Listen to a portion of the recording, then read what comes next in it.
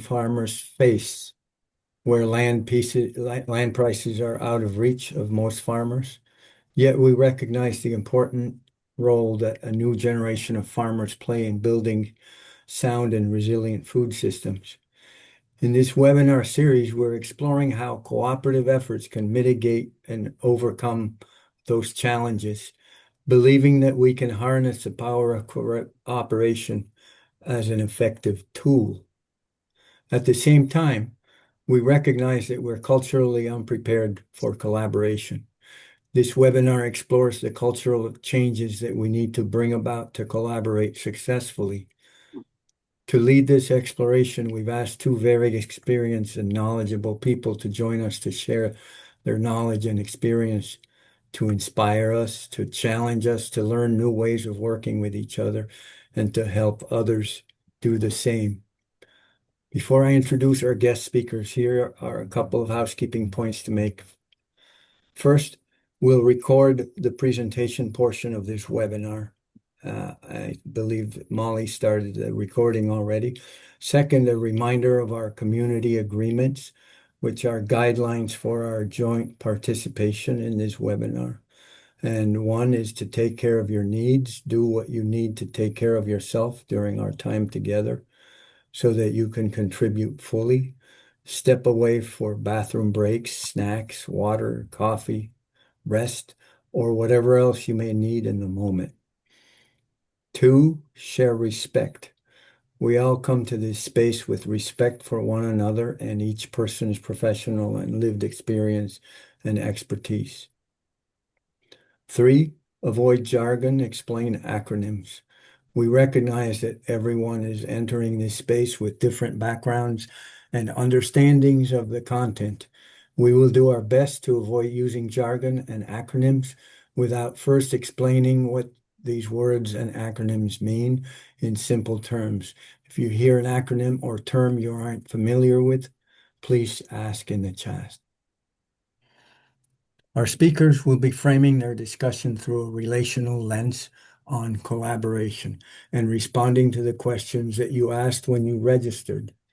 They will share key relational risks and how to avoid them, and share tools and guidance for those of us who are service providers and for those of us who are in the midst of or planning collaborative efforts. At about 2:50 p.m., we'll send you to breakout sessions where you can discuss in a small group how the material presented relates to your current work and experience. We ask that during the initial presentation, you ask only clarifying questions and save the more substantive questions for the time we have reserved for the question and answer period. We've scheduled between 3:05 and 3:25. We'll conclude with a few announcements at the end, where I will remind you all to fill out our evaluation form, which I mention here because we need to hear from you in order to continue this exploration. This is indeed a work in progress, and you're all participants in this work. I'll now introduce our two speakers. Cedar Landsman is co-founder and executive director of Relational Uprising, a nonprofit training and coaching institute with a mission to build resilient, independent, and relational culture within mission-driven communities and organizations. She's a trainer, organizer, facilitator, and coach who has worked in social change for nearly 25 years. Cedar's extensive experience in community organizing, food policy, youth development, coaching, and consulting formed her approach to culture building within teams and organizations.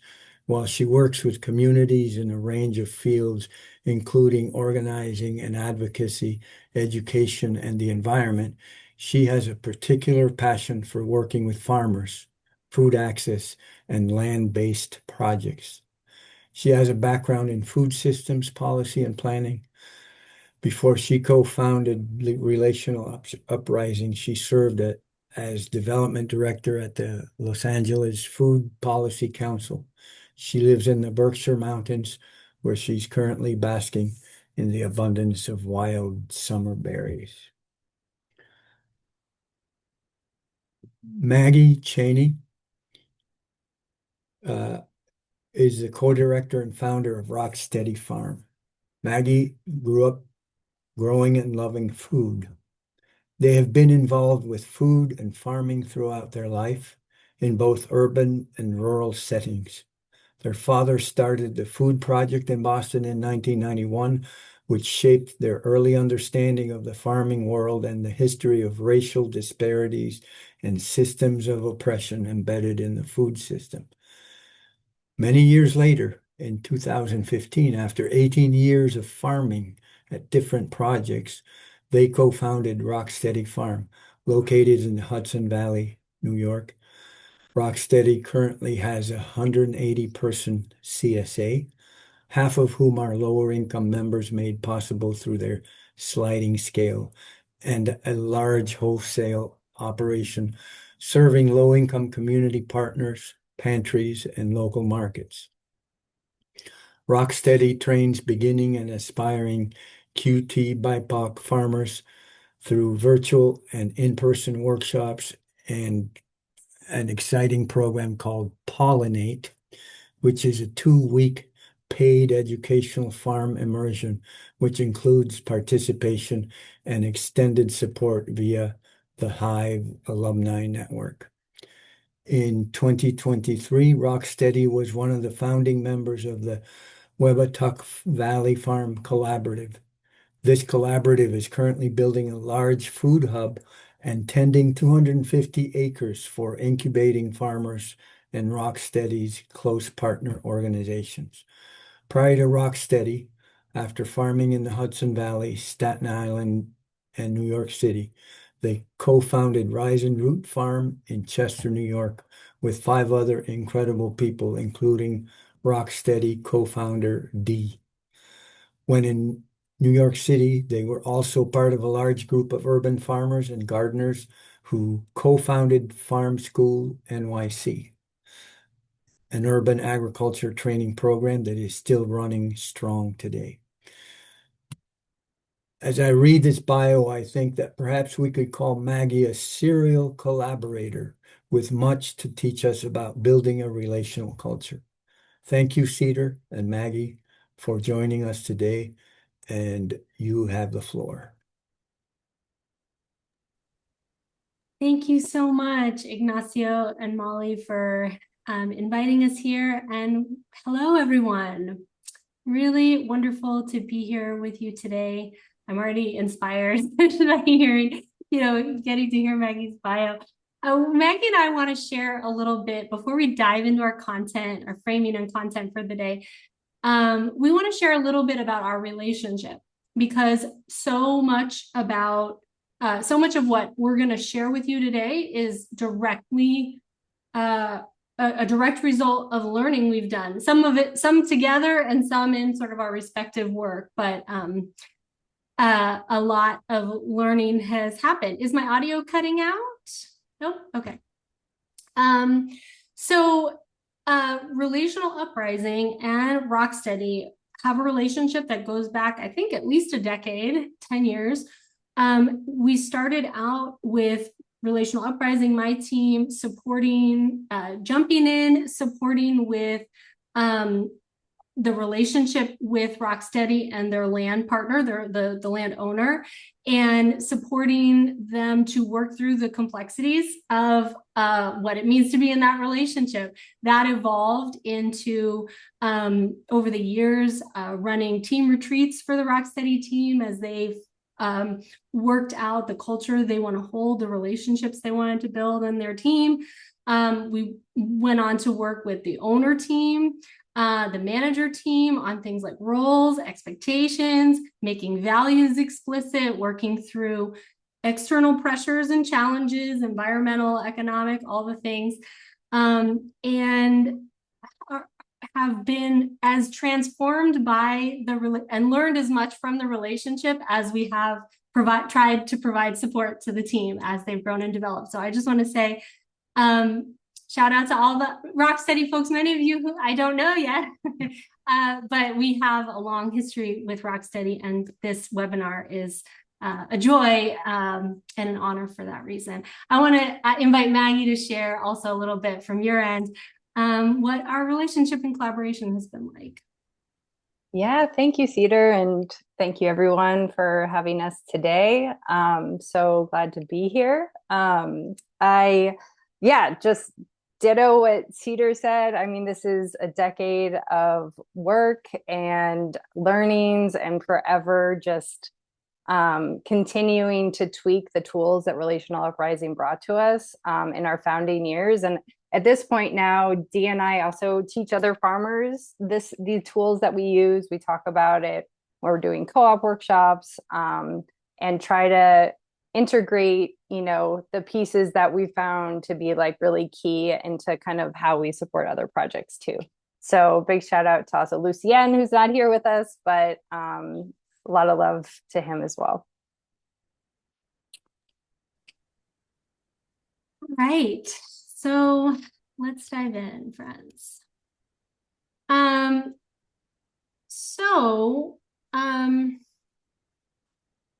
We're going to get most of what we're going to do today is going to be really very practical. But I'm going to start off a little philosophical first, just to share what we mean by relational culture and sort of like a relational lens. Because it is really about a perspective. It's about having an orientation toward what's important. In a relational lens, we're really interested in the in-between space between us, the thing, the being we co-create when we come together. That's what I'm going to call a relationship. It's a perspective shift, and a lot of what we're going to be inviting you to reflect on today and think about in terms of collaboration is about that perspective shift. And it's more than a tool, a set of tools, or a framework or suggestions for structures. It's really about, it's deeper than that, right? It's about how we orient to understanding how we co-create dynamics together. This is a human thing we do. And it can sometimes be left in the implicit. So we're going to talk a lot today about how we make what's implicit explicit, how we make the assumptions, the narratives, the behaviors that tend to just happen, what we often can look at as culture, how we make them explicit so we can really work through what we want to, what we will help our collaboratives thrive, right? And in such an individualistic culture, which the dominant or overculture, certainly in the United States, is deeply rooted in, you could even say hyper-individualism, often we have to make a focus on interdependence and connection very explicit. Sometimes these relational concepts can be challenging given the sort of broader context that we're in, the cultural context and the economic context as well, drives us toward individualism. So this relational focus takes some intention. I think what I want to say is that when we come together in collaboration, we enter into an inevitable mutual influence by nature of working together. And we often don't think about the way a relationship requires mutual influence. It's true of people in relationship. It's also true between organizations, in coalitions and partnerships. There's this often miss about how movable and influenceable we need to be able to be in a relationship. And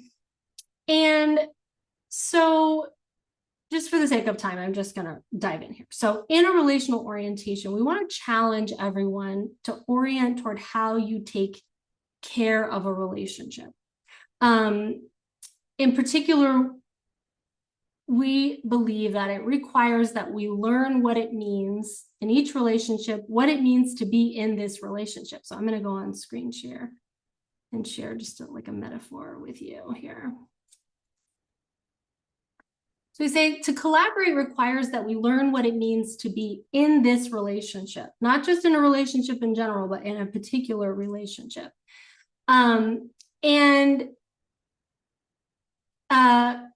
We want to challenge everyone to think about how you take care of that relationship. So I'm going to give you like a metaphor, which is if you think about the metaphor of dancing together, which is a dynamic interaction, right? Way of being together.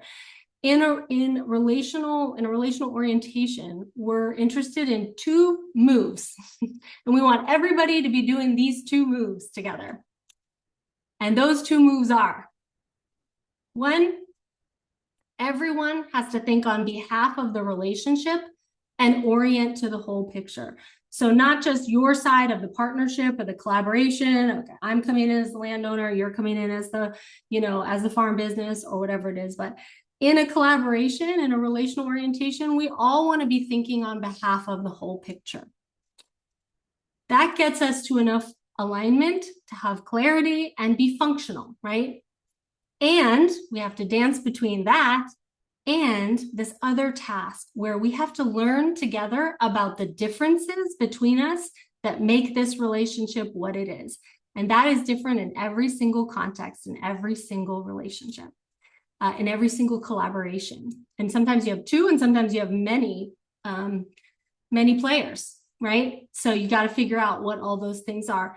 And when we do this, this gives us enough flexibility and support for the differences among us to be an asset and not a threat to the alignment that you build. So it's this dance between alignment and appreciation, valuing, making explicit, learning about the differences that exist. And many of you talked about the challenges of how do we navigate differences.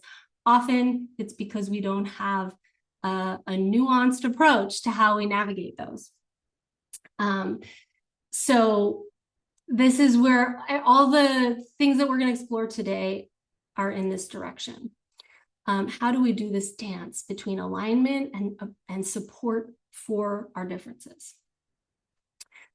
So that is a relational orientation. I'm just going to clarify this piece about the difference, what people often call a relationship when it's really something else. It's really a transaction versus a collaboration, and what it means to be in a relationship versus a transaction.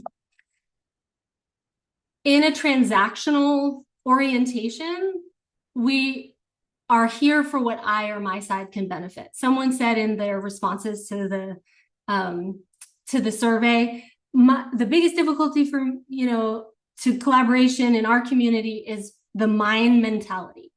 So this is often a transactional approach. And sometimes people will enter collaboration not checking whether they're actually having a transactional mindset. The relationship in a transaction can be very mutually beneficial, but it's usually over after the transaction is complete. That, if it's consensual, can be fine. There's room, there's plenty of reasons to have mutually beneficial transactions that don't result in an enduring relationship. But if you have to navigate uncertainty, if you're trying to bring about something in the world that you want to see happen for a higher purpose, you want to see land get stewarded, you want to see a community get fed, you want to bring something complex and challenging, but that you want to see happen into the world, this transactional approach will not get you there. To actually be in a collaborative relationship, when we're here to work for a purpose, a shared values, goal, hope, or vision, challenges are going to come up, needs are going to change, and having a transactional approach will, people will actually opt out when they're, when it gets too complex, because they're not here for that, right?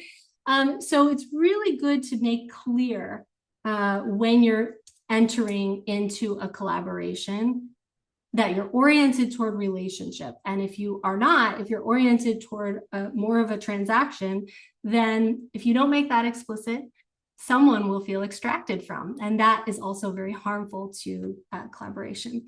So you say mutual influence. Collaboration requires a relationship. It requires learning, adaptation, mutual influence. So that is a lot of what we're going to be talking about today. Okay, so just to say a couple of things, we're going to talk about culture, relationship building. All these things impact the ways that the legal and financial structures we put into place, which are usually just reflecting the agreements we have, right, to be in relationship. So we're not going to be talking about specific structures or, ways to set up your financial arrangements or something like that. We're going to talk specifically about relationships, habits, behaviors that impact your ability to make good agreements and hold those things. So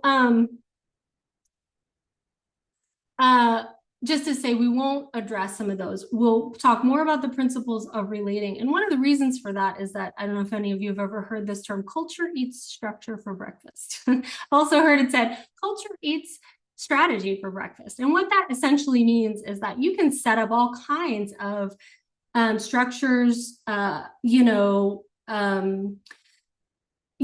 agreements to, that seem like best practices. You can adopt them, you can put them in writing, you can do all kinds of things to set you up structurally to supposedly function well in your collaborative. But if the vibes are bad, if people have undermining behaviors, if the trust gets eroded, there's an expiration date. Those agreements and structures you put in place, which you do need, will be undermined. So we are really focused on how we build a culture that can then lead you to hold really good agreements and hold good structures in place. So that's where we're headed with this. So really quick, I just want to get into the themes from your responses. And this is sort of really informed what we want to talk about today. So you named challenges, you named a lot of them. Lack of relationship, just people working together. Someone said, people are working together, but it's strained because they're actually strangers, right? Sometimes we don't realize we're having trouble because we just don't even have relationship. We don't have any context, right? There's no ground for trust. Lack of clarity or confusion in values. People mean different things by values. I'm going to call that what you're protecting. Sometimes people mean morals or ethics or ideals when they say values. I'm going to say what you're protecting is what your values are. Vision, priorities, roles, expectations, lack of clarity, meaning there's confusion. There's usually a lot going on implicitly if we don't have explicit clarity. Someone said, we have a great relationship, but it's hard to make decisions and share responsibilities. Maybe we're more like friends, we get along, but the harder stuff of collaborating is not, we don't have as much tools or skill in. People talked about various kinds of difference being challenges and how we navigate difference, values, visions, priorities, rules, expectations, differences in capacity or levels of commitment. Also differences across practice or farming techniques. Another category of differences that I pulled out because these are different. This is a different category of differences. That first category of difference is kind of around how we're relating, how we're organizing ourselves in a collaborative or partnership. Difference across age or generation, class, identity, race and ethnicity, culture and gender. Those are a deeper level of differences that that don't necessarily change. They have to be appreciated and included. And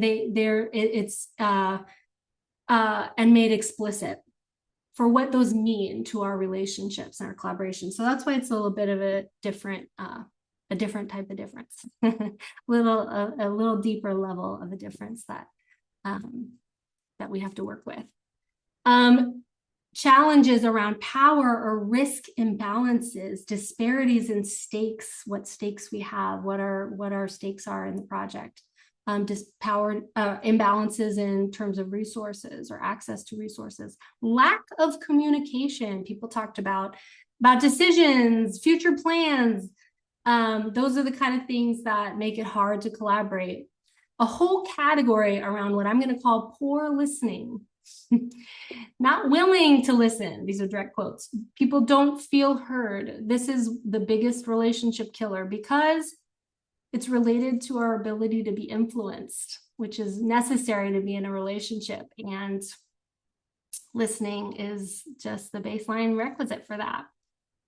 I'm going to, what I call power struggle behaviors, maneuvering influence instead of negotiating it or dialoguing about it. People talked about sneakiness, bullying, passive aggression, or not being explicit. These are ways to have influence without being in relationship, like power moves. Also, relationship killer. Another category I'm going to call pressures, which are like external pressures that bear down on relationships, coping with limited resources or resource disparities. Some people are secure while some are struggling. That's certainly a pressure that can hurt relationships. Disruption of shifting roles and teams. That's like when there's change. Somebody said, oh, we have a strong team, but when there's change, it gets disrupted and we have to start over again with the relationships. Time and capacity limits. So lots of challenges. The strengths page is much smaller, but that doesn't mean that there's not strengths. It's just that there was some really common themes in what you said make relationships strong. Those who take time to build them. Those who feel common cause and common goals. Those who have enough alignment. Those who bond together when things are hard. I look at that as like interdependence or trust. We figure out when we figure out and challenge that we need each other and that really builds trust, that creates a strong relationship. And another category I'm going to call those who attune to each other, people who understand each other's pet peeves, meaning we sensitize to each other. We actually care about our impact on each other.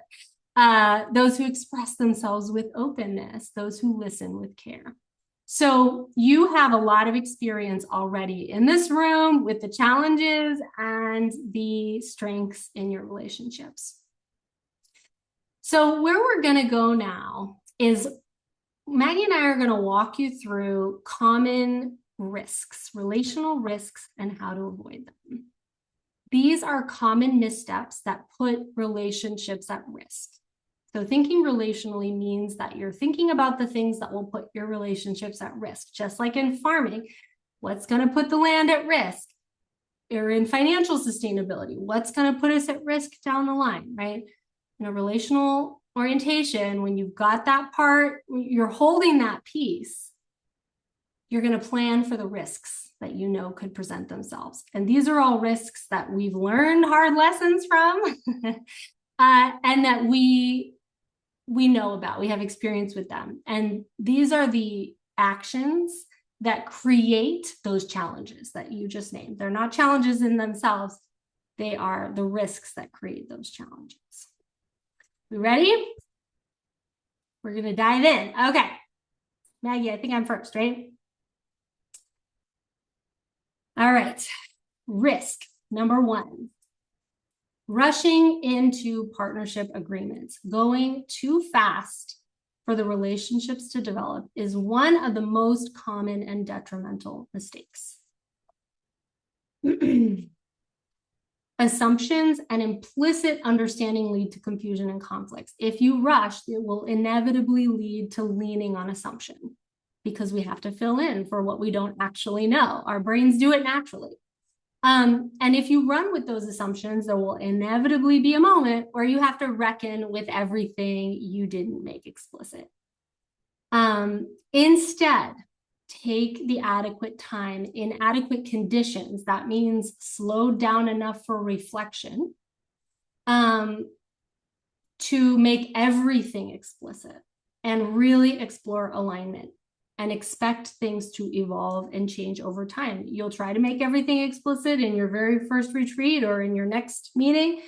You decide, let's make everything explicit, and not everything will come out because you need more relationship to make things explicit over time. So what we also say is that if there's a time-bound opportunity, which in many of your projects that might be the case, in many of the projects we've seen that's the case. There's a piece of land that's open. There's a partnership that, there's a lease available or something, right? If it's a time-bound opportunity, then make an explicit temporary commitment with a defined timeline. For 1 year, we're going to try it out this way. And in that time, we're going to get into the real work of getting long-term clarity. I'll pause there and let Maggie take the rest of this one and then the next one.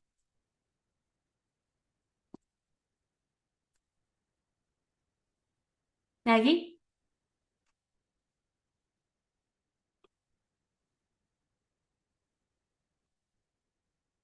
Oh.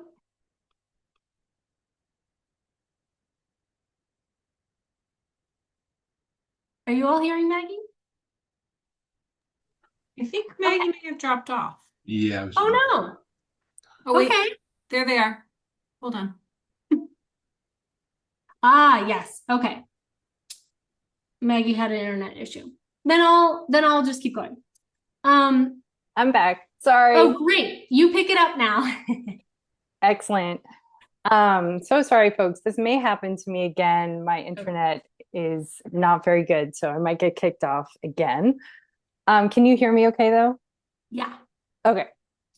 Did you just do the first risk and I'm coming in on the second? Yeah. Okay, great. Before I go in, I don't know if you already said this, Cedar, when I was off, but that we're just coming into this, like all of these like risks and recommendations, just like not because we've figured it out, but because we are like constantly learning and learning and learning from our mistakes every single day. And this is like an ongoing process. So I'm not here talking about relationships like I'm the expert or that I've figured it out. I think part of what we're trying to share with you all is that this is ongoing work that constantly needs attention, really, depending on the person and the relationship that you're trying to protect, the dynamic. So just adding that in. Cool. So the risk that we're talking about next is not making disparities explicit and talking about them with care. Avoiding, hiding from, obscuring, or shaming one another over disparities hurts trust and harms relationships. And I think this, sometimes you go into relationships knowing the disparity right away, right? You like, there's class difference. There's someone who owns land, someone who's leasing land. There's that obvious. Other times you might go into relationships actually not knowing the disparity that is there, and it evolves over time. The more trust that you build, the more you kind of understand what disparities might exist, the more you get to know the project. And there might need to be multiple points of making those different disparities explicit. So it's not just like a one-time you figured out the disparity, but it's just something to keep in mind, because then you're building the project also knowing that that is there. It's not ignoring it, you're actually holding it, and you're trying to really help you shape the relationship in the project.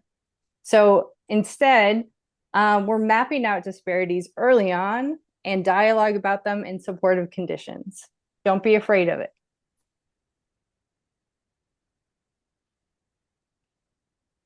Go to the next slide. Cedar, all yours. Great. Okay, I'll so just say that. can I just ask a question about that or comment? I was just curious if you could address like also maybe not making assumptions. Like I feel like in certain circumstances, one might assume disparities when maybe the other person who you're assuming has that disparity doesn't actually perceive it themselves. Yeah, definitely. And I think oftentimes everyone starts with their assumptions, right? You've only got kind of your own perspective, and the relationship building is to really undo those previous kind of like biases, assumptions, things you thought you knew, and really come to it with an open heart, open perspective, and not fall into those patterns that you just mentioned, which I think is really, really common. And many of us do without even realizing it. So there's a lot of kind of unlearning you have to do in order to really come to a relationship with openness and not going into these like stereotypes, biases that many of us do. Yeah, great question. So much of being in relationship is undoing your bias and learning how not to make assumptions about each other. And that's why it says dialogue here.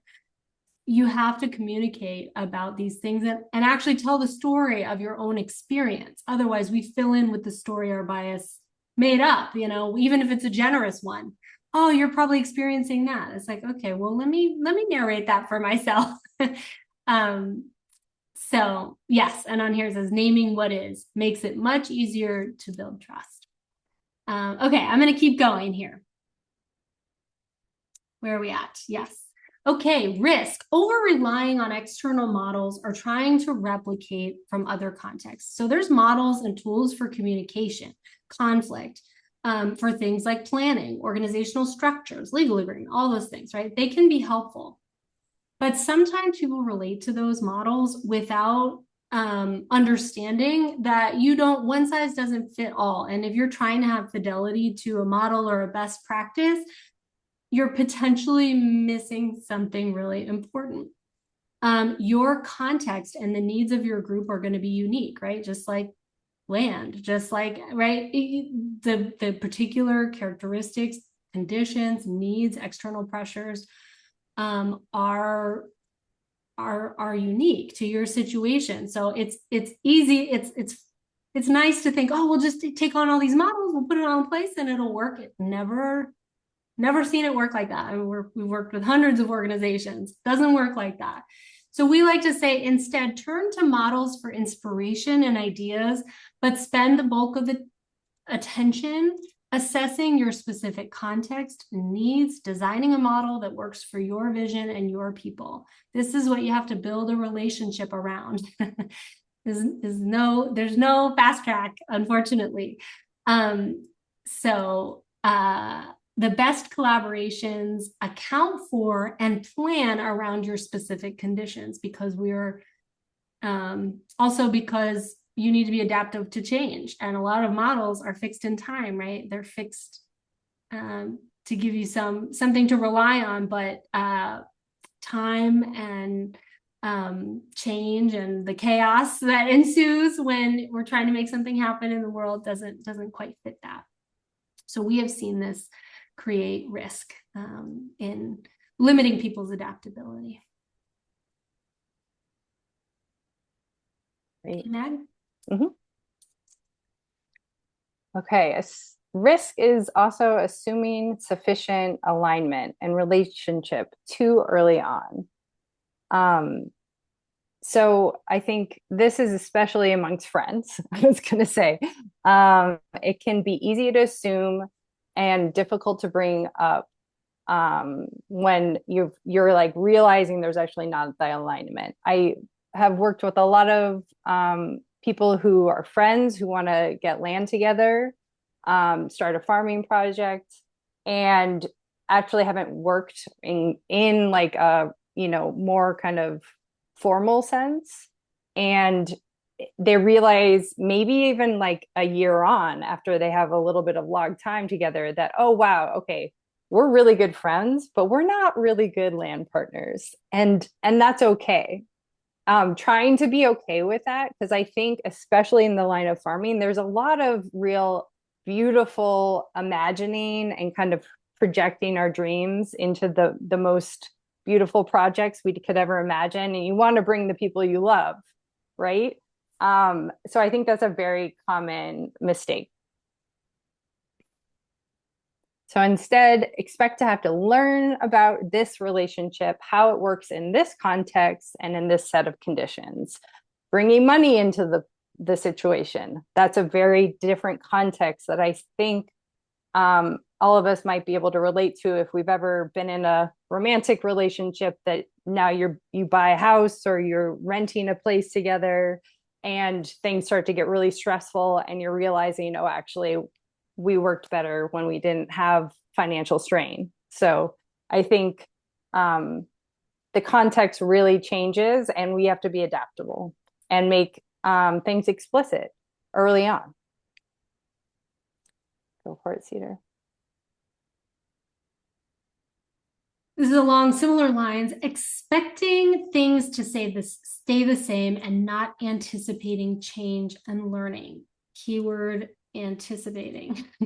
Uncertainty and surprises can destabilize relationships that aren't poised to adapt. We've seen this happen in the context of land-based projects or farms when things like severe drought, political change in the political context, injury, illness, the pandemic was a huge one, right? Really destabilize relationships. When people are poised to expect change and have the resilience in their relationships to navigate that change, like we're actually in a boat on the sea together.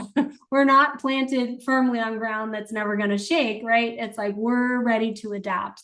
You have a much different bounce back when you get unexpected change. So we say prepare your relationships for unexpected change, talk about it, dialogue about it. When it happens, look at each other. Okay, things are changing. Get your partners together. Okay, things are changing. Let's not let this, let's recommit to our relationship and being adaptable. Unexpected and sometimes drastic change will happen, and be prepared to learn. What are we learning about? Not just learning about the situation, but what are we learning about our relationship now? I remember we went through that with Rocksteady with some various things that unfolded, unexpected, whether things that happen. It's like, what are we learning now about us as we move forward? That's a very powerful dialogue to have in a collaborative when it comes to this kind of thing.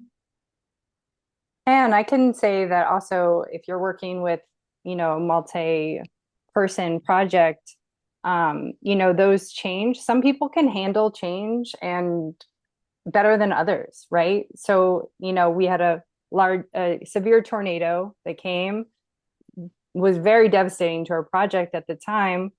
And two of the owners decided to stick with it. We brought in more outside support. And one of the co-founders actually decided that they needed to leave the project, that they're not willing to actually weather that dramatic of change in the project and would rather kind of stay closer to home in a different method and work in partnership in a different way. And we still work with that founder, right? We leaned into that change. Now we actually hire them as a co-op developer. And it's like a beautiful, different iteration of the relationship, right? Go to the next one. All right. Hardening narratives instead of checking them out.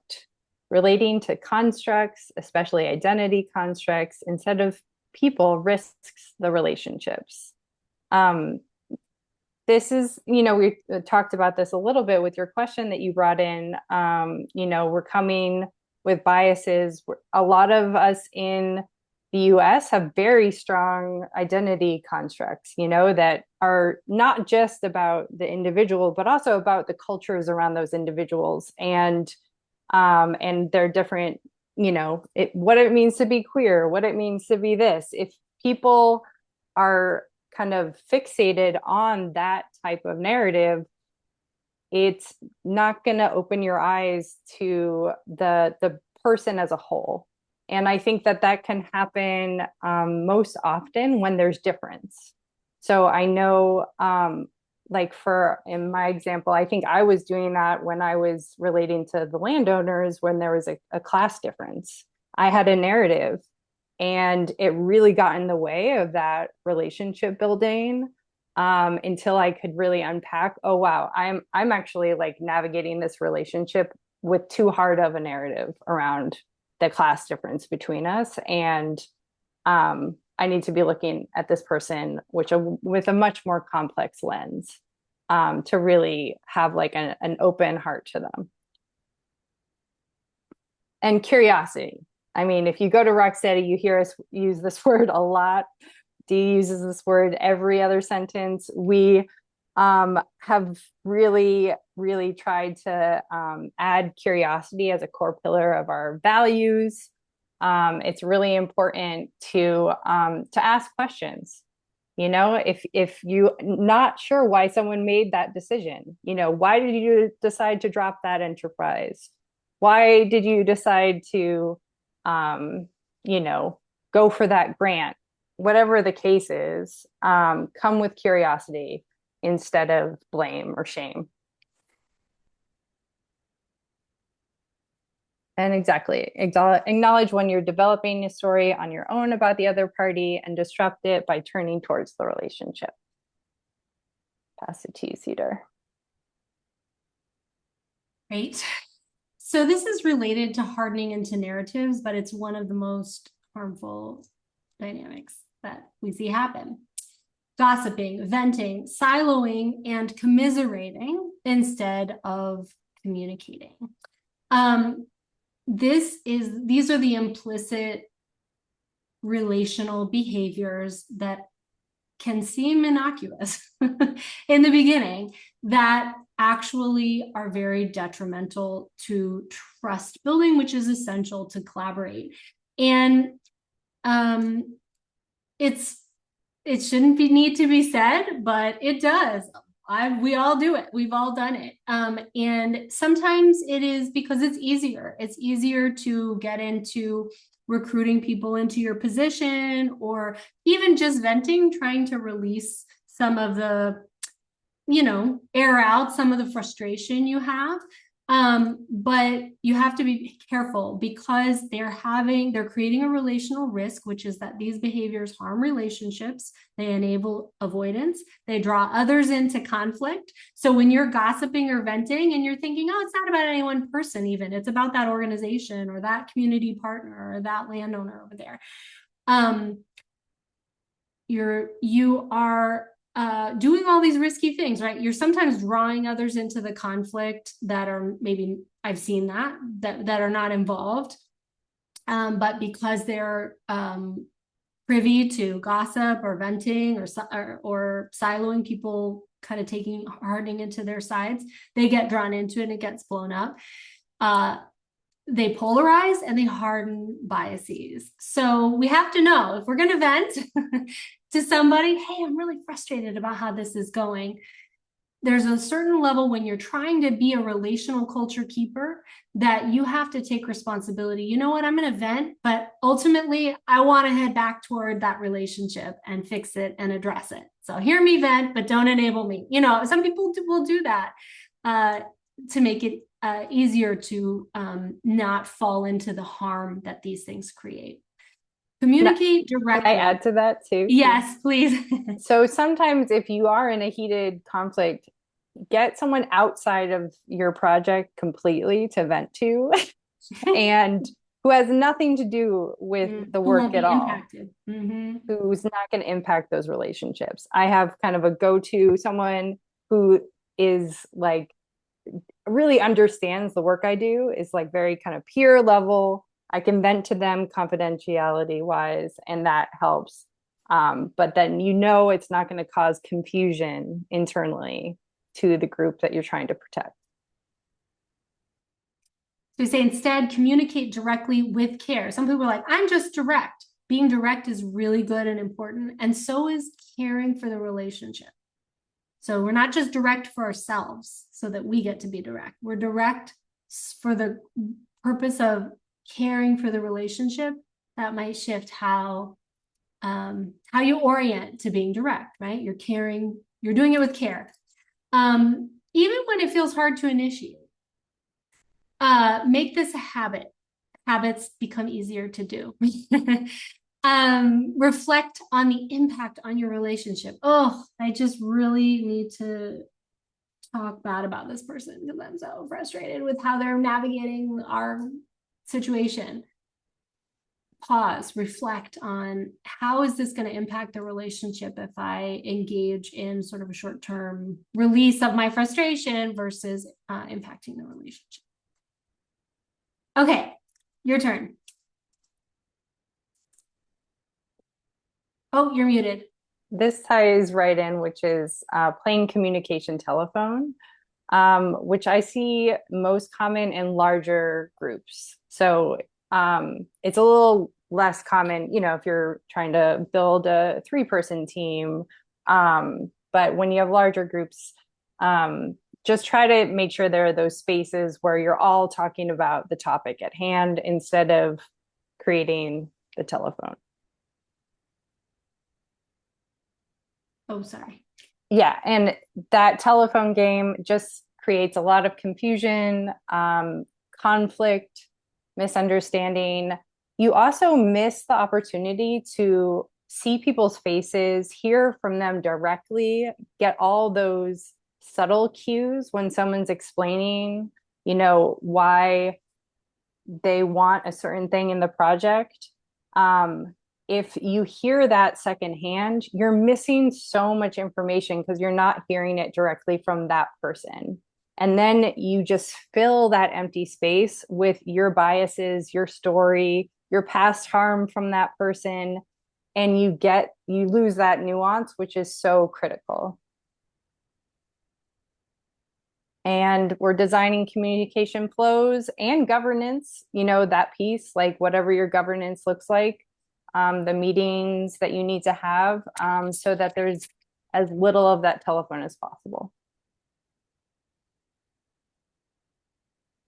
When in doubt, over communicate. That's a good rule of thumb.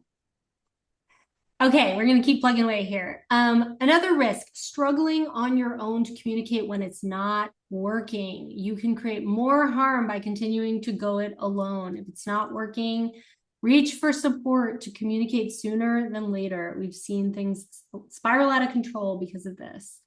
Get facilitation. Sometimes that's professional facilitators. Sometimes that's just supporters, people who support the relationship, the project itself, right? Not one side or the other. Elders, partners could be people you trust, again, to hold the relationship. And this is an advocacy from Maggie. Invest in your people and your relationships, especially as cooperatives and collaborations. Sometimes it can be hard to feel like with scarce resources, you can put the resources into getting more support, but sometimes it will save you a lot more in the end. And this can also be where service providers come in. Yeah, I'd really highlight that. For farmers especially, spending money on a facilitator might seem absolutely insane.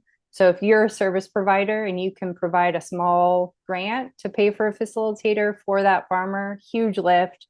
But also for those farmers, think about, some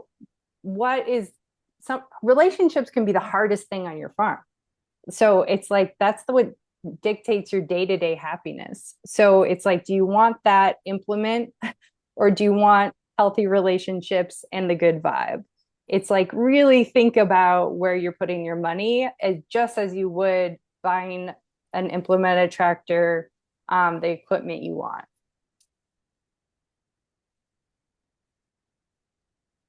Okay, we're almost there with the risks. Next one, continuing to collaborate when you already discovered that you actually have insufficient alignment, different needs, conflicting values, or any other differences that can't be resolved. And we have seen groups go much further beyond with a lot more time and resources when actually accepting that it's not working was probably the better choice. Not all misalignments can be fixed.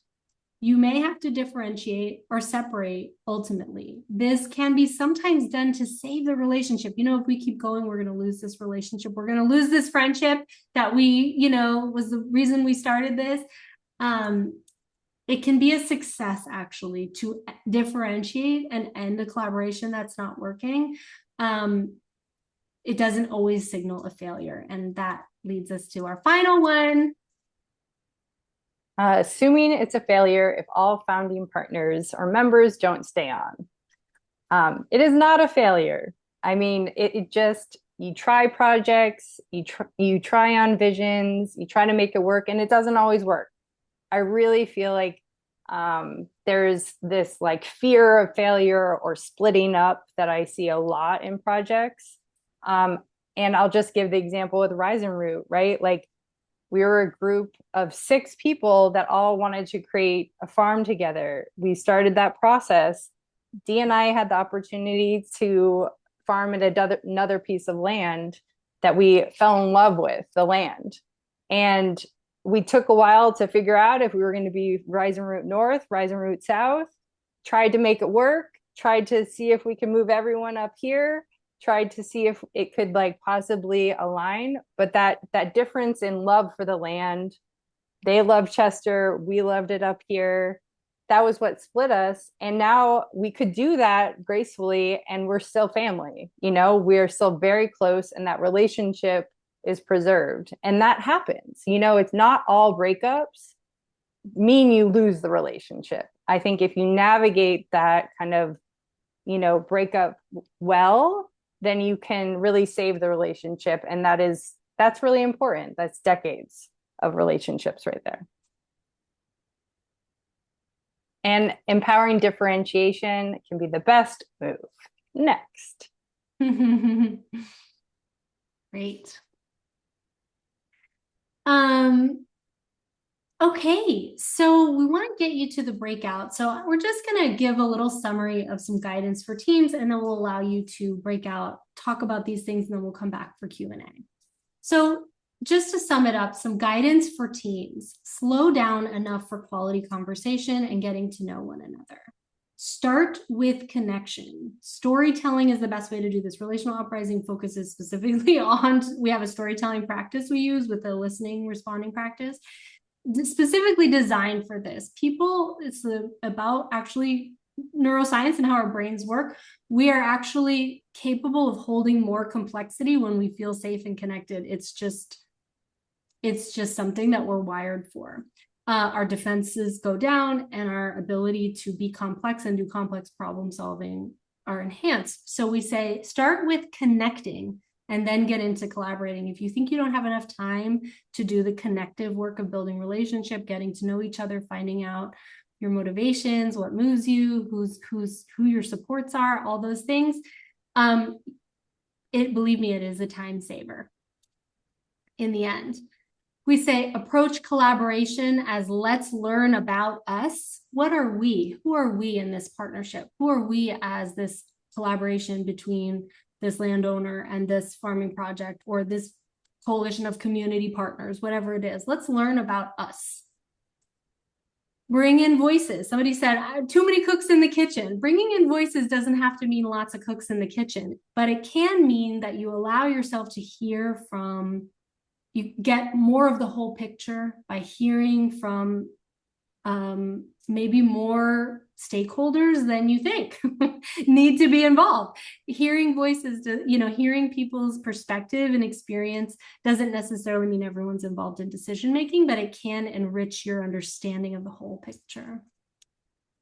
And make the stakes explicit, and sometimes they're different. Sometimes you come in and you're like, this is my part-time job. And you're like, this is my entire life savings. Okay, we have different stakes. Got to make those things explicit. What's on the line? What's at risk? A lot of you asked about clarifying roles. I'm going to give some best practices, some important principles, you could say. Take the time to get on the same page. Dialogue about roles beyond who does what. That's often how we think about roles. It's much more than that. It's interdependency. Think about your roles in terms of what do we depend on each other for? What are people depending on me for? What am I depending on you for? Dependency, interdependency evokes a different awareness in us than just thinking like machines with gears and how all those gears work together. We're not actually machines. Commitment. Make it explicit. How many hours a week are people putting in? Who's getting paid? This is hard-earned lessons from long-standing implicit expectations that then turned into conflict when we could have made this explicit off the top. Empowerment orientation. How can we support and empower one another to hold our roles?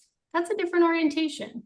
That's a fundamentally non-competitive orientation. That is like, my job is to hold my role and empower others to hold their role. Let them know I'm depending on them. That's a relational orientation to collaboration.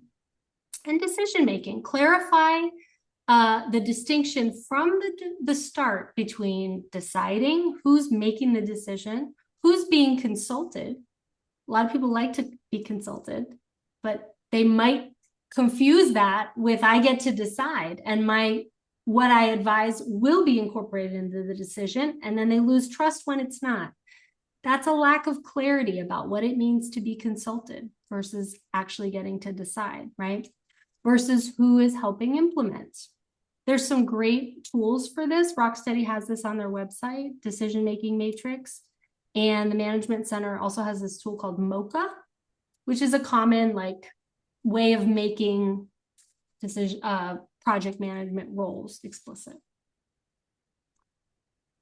Okay, we just got a couple more things, then we're going to get you in your breakouts.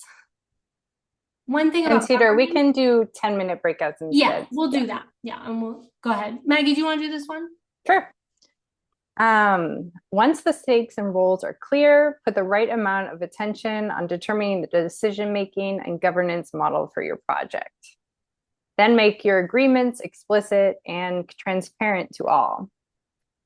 So this is really important that in the beginning of, the visioning, you might not know kind of what agreements and even documents, right? You need what MOUs, what lease, terms you need. But once you do realize that you need those documents, I really encourage people to make, even if it's a draft, just get things on paper. A lot of, I think, people in food movements and who are interested in collectives are kind of around MOUs and legal documents, but it really helps to just get everyone on the same page. You're writing down, you're just putting stuff on paper, so we all have the same understanding. That's where you really get to see where people are like, oh, I assume this. And then other people are like, oh, I assume this. Okay, what are we actually writing down? Respond to some of your questions about communication, your needs around communication. A couple things. One, I want to talk about how you set up your communication. I want you to think about it like hygiene, like going to the dentist. If you wait till there's a problem to go to the dentist, then you are likely going to then be mostly putting energy, money, all those things into coping with whatever problem was created, and it might be too late. Whereas if you do your daily brushing and you go for your cleanings and all those things, it's a lot more work up front. It's front loaded, but it sustains you in the long term. Communication is very similar. Yeah, good communication hygiene is front loaded, strong communication, not waiting until, not underestimating. Most of us underestimate how much communication we need. So we say regular practices, daily or weekly check-ins, end of the month, whatever it is. Even if you're like, oh, we don't have much to share about, don't skip it. Get together, share information, use it as a time to make sure everybody is even just connecting. Those things are really important. Make it comfortable to communicate by normalizing feedback and practicing quality listening.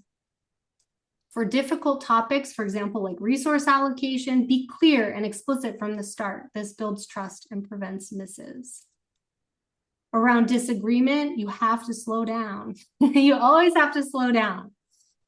We tend to speed up when we feel threatened, and oftentimes disagreement activates a threat response in our nervous system. Slowing down interrupts that and invites us to be more complex. Listen to one another, sometimes for the sake of connection in the relationship. Even if we're like, I'm probably not going to change my position. Sometimes for the sake of the relationship, we have to do a good job listening to make sure for the quality of that connection. And even if your position stays the same, we have to strive to understand and strive to be understood.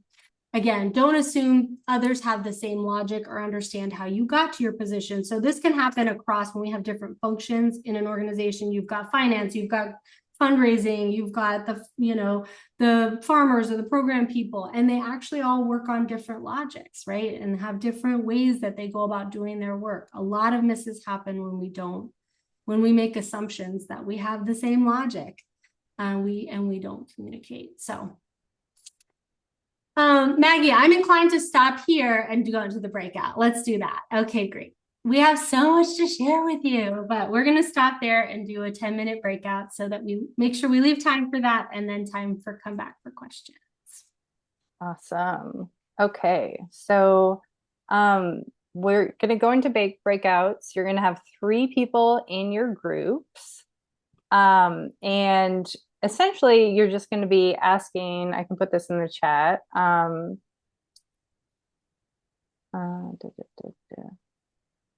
I got it. I'll put it up on the screen. Awesome. Thank you.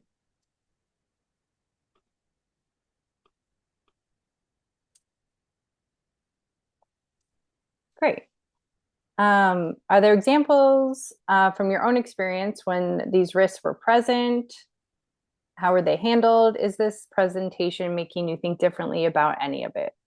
So, I know you're not going to be able to share all of the context to kind of what was sprung into your brain when you were listening to this. But I think especially the last prompt here, is this presentation making you think differently about any of it?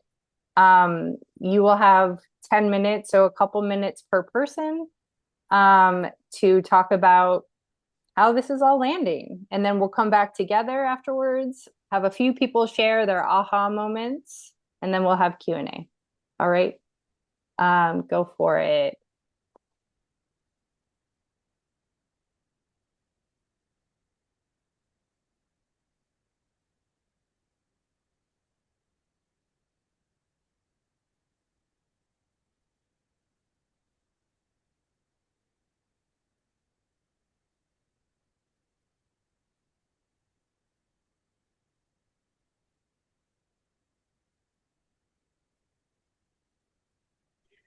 So Molly, you sent everybody out to a breakout room successfully?